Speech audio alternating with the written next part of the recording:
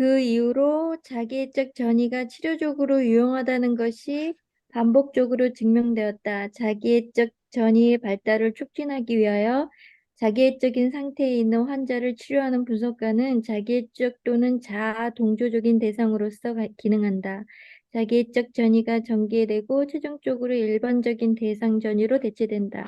그리고 객관적인 해석을 통해 안전하게 극복될 수 없는 저항 패턴들을 다른 방식의 의사소통을 통해 해결될 수 있다.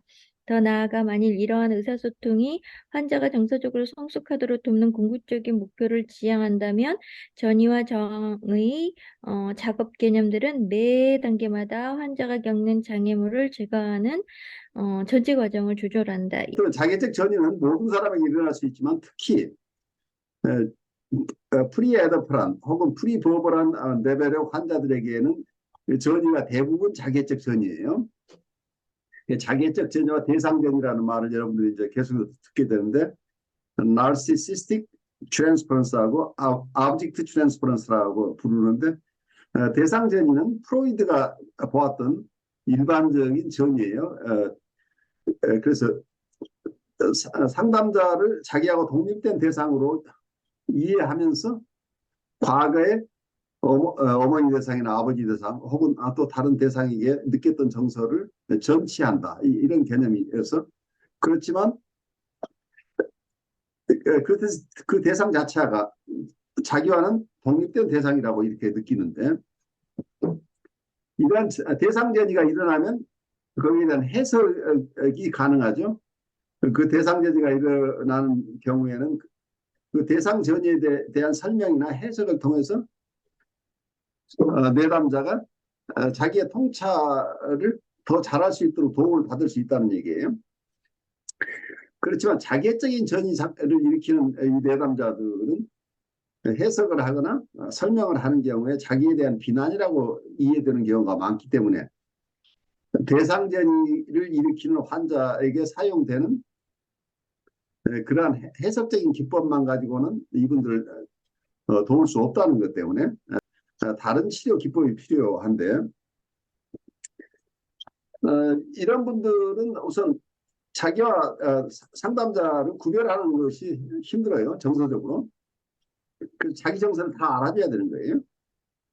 자기와 너무 다른 모습을 상담자가 보이게 된다면 그 상담자하고 오래 있는 게 굉장히 힘들어지는 거죠. 그래서 우선 이분들이 원하는 자기애적인 대상이 우리가 되어줘야 되는 거죠. 그러니까 너와 나는 다른 사람이야라고 아주 각을 지어서 서로 다른 입장에서 너는 지금 이렇게 하고 있어. 좀 잘 살펴보면 좋겠어라고 설명해서는 안 된다는 얘기죠. 이 내담자가 가지는 정서를 그냥 그대로 컨테인해주고 어떤 얘기든 할 수 있도록 도와주는 역할을 해야 된다는 얘기예요. 이런 시간이 오래 지속되면서 점차적으로 대상 전이가 발달한다는 얘기예요. 그러니까 이건 그 과정은 어린아이가 어머니로부터 독립된 인격으로 발달하는 것하고 똑같은 과정을 간다고 일반적으로 봐요. 그래서 어린 시절에는 어머니와 자기가 구별이 되지 않고 어머니는 자기 몸의 일부인 것처럼 이렇게 느끼고 어머니는 자기가 생각하는 대로 다 행동해주고 자기가 느끼는 거 엄마가 느껴주는 거죠. 그 엄마가 모든 것을 다 이해해주고 지지해주고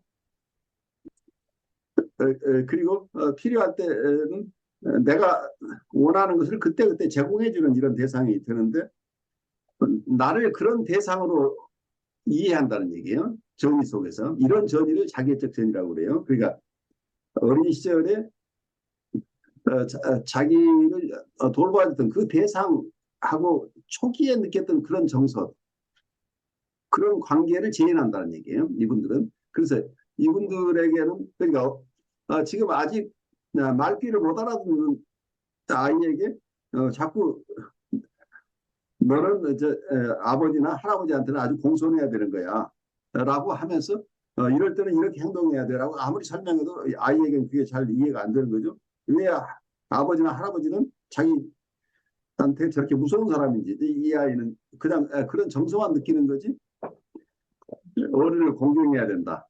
어른 앞에서는 어떻게 해야 된다. 이제 이런 것들이 잘 이해가 안 되는 그런 나이죠. 그래서 궁극적으로는 이 전이가 자개적 전이와 대상 전이가 있는데 자개적 전이가 대부분이다가 점차 자기가 충분하게 사랑받고 존중받는 이런 환경 속에 오래 있다 보면 자연스럽게 대상 전이가 일어나. 그런데 엄마도 가끔은 나 아닌 어, 다른 사람을 만나기도 하고 나하고만 항상 있을 수 있는 게 아니고 어머니도 어디 시장에도 가야 되고 친구를 만나러 나가기도 해야 되기 때문에 자기가 원하는 대로 항상 같이 있을 수 있는 대상이 아니라는 것을 이해하는 시기가 되는데 이제 이 시기까지 기다려주는 것이 어렵다는 얘기예요. 정서적으로 우리하고 한 몸이 되고 싶어하는 이런 욕구들이에요. 내담자 입장에서는 우리가 자기애적인 대상 혹은 자아 동조적인 대상이 되어주기를 원한다는 얘기예요. 자아 동조적이라고 하는 것은 이고 신탄이하다는 얘기인데 내가 하는 행동이나 말이 이분이 듣기에 거부하지 않고 자기를 지지하고 이해해 주는 것으로 들리는 이런 상태를 항상 원하는데 구체적으로 들어가면 항상 우리가 이분들에게 좋은 정서만을 표현해 줘야 되는 것은 아니에요.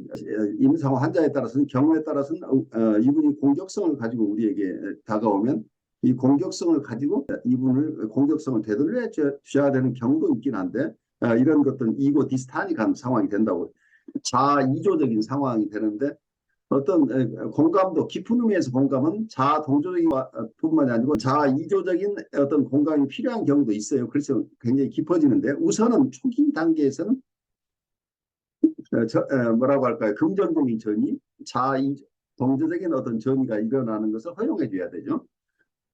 그렇지만 여기는 복잡해요. 실제 내담자들은 한편에서는 우리가 자기를 이해해주는 대상을 원해서 우리를 그래서 이상적인 대상이 되도록 어떤 이상화 전이 같은 게 일어나는데 또 한편에서는 이 사람의 실제적인 경험 속에서는 자기를 침해하던 나쁜 대상이 있었기 때문에 그 나쁜 대상이 내면화되어 있는 부분이 있어요. 그래서 경우에 따라서는 우리에게 우리를 이상화 대상으로 느끼고 그런 정서를 우리에게 이렇게 투사하기도 하지만 또 어떨 때는 자기를 공격했던 대상에 대한 정서를 이분들이 느끼고 또 그런 대상이 가졌을 그런 정서나 생각을 우리에게 투사하기도 해요. 그래서 전이나 역전은 굉장히 복잡해져요. 복잡해지긴 하는데 우선 심플하게 초기 단계에서 스파틴스가 이렇게 설명해요. 우선 나하고 내담자와 관계에서 내담자가 아주 편안하고 자기를 이해해주는 대상이라고 이렇게 시작이 돼야 된다니 우선은 그런 단계를 거치면서 점차 스스로 독립할 때까지 스스로 독립해서 자기와 상담자가 다른 사람이라는 것을 이해하면서 이제 통찰을 통해서 자기가 어떤 어려움을 겪고 있는가를 이해하는 단계까지 가는데 그 시간들이 필요한데 어떤 면에서는 이때 전이라는 개념도 이렇게 바뀔 수 있고 또 저항이라는 개념도 정신분석의 과정에 이 무의식의 의식화 과정인데 무의식의 의식화 과정을 방해하는 것을 저항이라고 얘기할 수 있겠죠. 또 한편에서 자기현상을 방해하는 게 이제 저항이라고 할 수 있는데 스파르타니스의 해석에는 조금 독특한 해석이 있어요. 우리의 치료의 목적이 인격적인 성숙이라고 본다면 머추어리티를 얻는 것.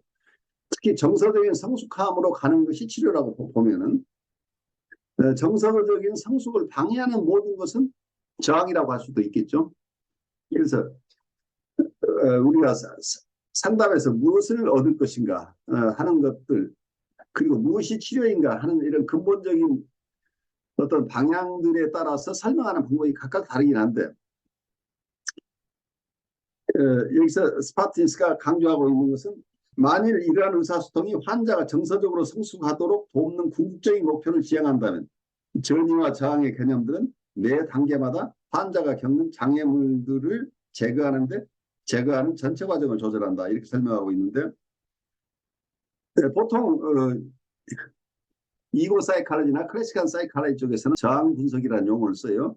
resistance analysis라는 용어를 쓰는데 자유현상이 방해되는 것, 자유현상이 잘 이루어지지 않거나 혹은 무의식의 의식화 과정이 잘 진전이 안 될 경우는 왜 그러는지를 해석을 통해서 저항을 해소하는 기법을 써요. 그래서 저항 분석이라는 것을 얘기하는 무의식을 이해해야 되는데 무의식을 이해하려고 하는데 자꾸 저항이 생겨요. 여러 가지 방식으로. 그럼 그 저항을 해소하는 방법으로 해석을 통해서 그 작업을 한다는 얘기예요.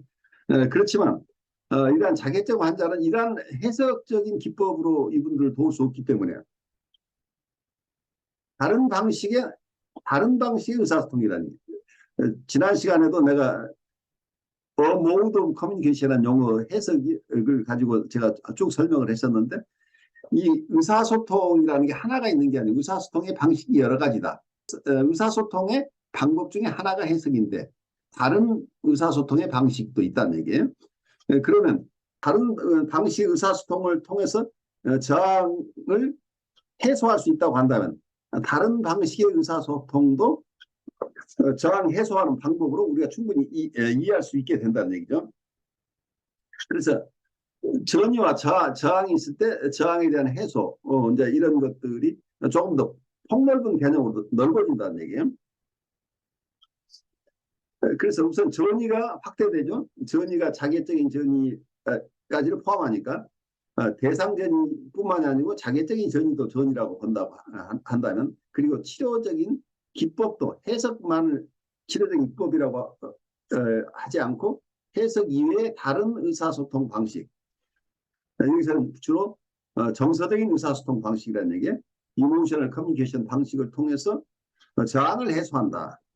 보니까 이렇게 되면 저항을 해소하는 기법이 새로운 기법이 등장하죠. 해석이라는 기법 이외에 정서적인 의사소통이라는 또 다른 정신분석의 기법이 등장하게 된다는 얘기예요. 이 부분이 현대 정신분석에서 크게 발달시키고 있는 부분이에요. 그렇게 되니까 전이와 저항이 일어나고 그리고 저항을 해소하는 방식을 통해서 치료가 일어난다 이렇게 전통적으로 보아왔는데 문제는 이 전이의 개념을 넓히고 그리고 저항을 해소하는 방식을 넓힘으로써 정신분석 영역 자체를 굉장히 크게 넓혔다는 얘기예요. 그렇지만 프로이드는 아주 스페시픽하게 전이와 저항 그리고 저항의 해소 방법을 아주 좁은 범위로 보았는데 그러니까 전이의 내용 자체가 굉장히 제한된 범위의 전이만을 생각을 했고 또 하나는 전이 과정에서 일어나는 저항을 해소하는 방식도 굉장히 좁게 보았는데 저항을 해소하는 어떤 치료의 기법을 넓게 이해함으로써 전이와 저항을 통한 어떤 정신분석의 영역이 대폭 늘어나게 됐다는 얘기예요. 그 치료의 대상도 뉴라틱한 환자뿐이 아니고 보드라인 레벨이거나 혹은 사이카틱한 레벨, 경계선이나 정신적 레벨에 있는 내담자까지를 볼 수 있고 그분들을 정신분석적인 기법으로 본다는. 정신분석적인 기법은 클래식한 이론에 생각하던 정신분석의 기법보다 더 넓은 범위로 넓혔다는 얘기예요. 그래서 전반적으로 정신분석 자체의 기법이나 정신분석이 사용될 수 있는 영역을 대폭적으로 넓히는 작업을 스파티스가 하고 있는데 그 얘기를 이 단락에서 설명하고 있어요. 그래서 여기서 아까 설명드렸지만 이모셔널 머추어리티 정서적인 성숙을 돕는 것이 정신분석이라고 조금 쉽게 이분은 풀어서 설명을 해요. 그래서 제가 여러분들에게 계속해서 강조하는 게 여러분들에게 일어나는 어떤 정서적인 동요, 우리 안에 일어나는 여러 다양한 정서들을 여러분들이 굉장히 존중해야 된다고 하는 이유가 이것 때문이에요. 여러분들이 어떤 정서든지 그것을 자기 안에 담아내면서 그 정서를 존중하고 또 그 정서가 왜 일어나는지를 이해할 수 있는 이러한 우리가 훈련이 일어난다고 하는 것 자체는 우리 스스로를 이해하는 힘이 생기고 이걸 배경으로 해서 다른 분들의 정서를 이해할 수 있게 된다는 얘기예요. 그래서 현대정신분석은 정서 훈련이다라고 이렇게 얘기할 수 조금 아주 심플하게 정서적인 훈련이다 하는 거예요. 그래서 여러분들이 정서적으로 풍요로운 분이 되는 게 우선 여러분이 행복해지는 과정이 첫째. 여러분이 행복해지려면 여러분이 정서적으로 풍요로운 사람이에요. 그 정서 속에서는 좋은 정서만 가지려고 하는 사람은 안 되는 거예요. 그러니까 나한테 사랑하는 마음도 있지만 내가 미워하는 마음도 있다는 걸 우리가 이해해야 돼요. 내가 미워하는 마음이 없는 사람은 사랑하는 마음도 없어요. 그러니까 어느 한 극단만을 내 것이라고 우기지 말라. 나에게 착한 부분도 있지만 내가 그대로 두면 큰일을 낼 만한 또 나한테 어두운 부분이 있다는 것도 우리가 이해를 해야 돼요. 그리고 우리는 항상 즐겁고 싶지만 슬픔이라는 정서도 굉장히 중요한 정서라는 걸 이해를 해야 되죠. 그래서 여러 다양한 정서들은 우리에게 다 필요한 것들이고 귀중한 것들이라는 것을 이제 이해를 해야 되는데 이 과정 속에서 우리의 삶을 바라보는 그리고 삶을 우리가 받아들이는 폭이 넓어져야 돼요. 우선 그러면서 자기에 대한 이해가 넓어지고 그러면 내가 겪었던 과정을 겪고 있는 또 다른 이들을 우리가 이해할 수 있는 품들이 훨씬 넓어지겠죠.